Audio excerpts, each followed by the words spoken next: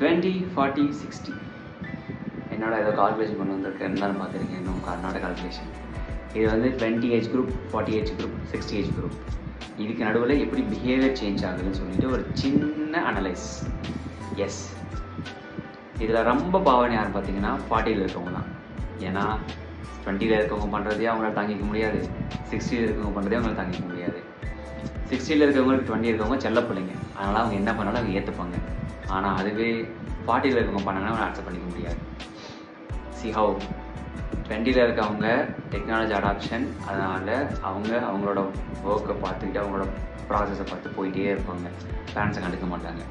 ஆனால் 40ல் இருக்கவங்க என்னென்னா இவங்க கேர் கிடைக்க மாட்டேங்குது, பேரண்ட்ஸோட கேர் கிடைக்க மாட்டேங்குது ஒரு ஏக்கத்திலே இருப்பாங்க.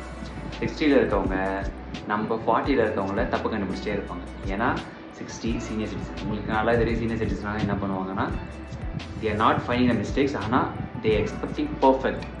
ஆனால் பர்ஃபெக்ஷன் வந்து இங்கே யாராலுமே இருக்க முடியாது. பட் வேறு வழியில் அவங்களோட ஜென்ரேஷனில் பர்ஃபெக்ஷனாக இருக்கணும்னு நினச்சி சில விஷயங்கள் பண்ணியிருப்பாங்க. அதுவே நம்மளும் பண்ண ஆசைப்படுறதுனால தான் அந்த இஷ்யூக்கள் நடக்குது.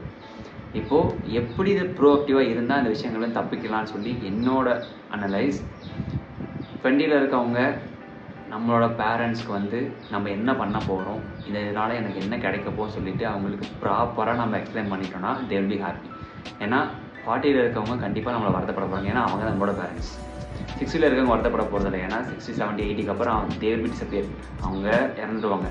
ஆனால் அவங்களோட கேரோ அவங்களோட லவ் அது மட்டும்தான் நம்மளுக்கு நிலைக்கும். இவங்க செல்லம் கொடுக்குறாங்கன்னு சொல்லிட்டு நம்ம பேரண்ட்ஸை பார்க்காம விட்டுறக்கூடாது. அதே மாதிரி 40ல் இருக்கவங்க எப்படி 60ல் இருக்கவங்க ஹேண்டில் பண்ணுறதுன்னா, ஒரே ஒரு விஷயம் தாங்க, அவங்களோட ஜென்ரேஷன் வேறு, உங்களோட ஜென்ரேஷன் வேறு.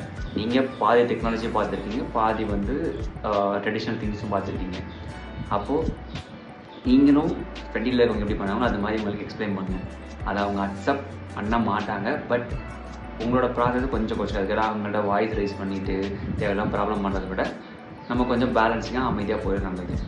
60ல் இருக்கவங்க அவங்களுக்கு சொல்கிற அளவுக்கு எனக்கு ஒன்றும் தெரியாதுங்க. ஆனால் கொஞ்சம் சின்ன வயசு பசங்க பண்ணுறத கொஞ்சம் அக்செப்ட் பண்ணிக்கிட்டு அவங்களுக்கு பாசமாக சொல்லுங்கள். they will be happy to listen. Thank you.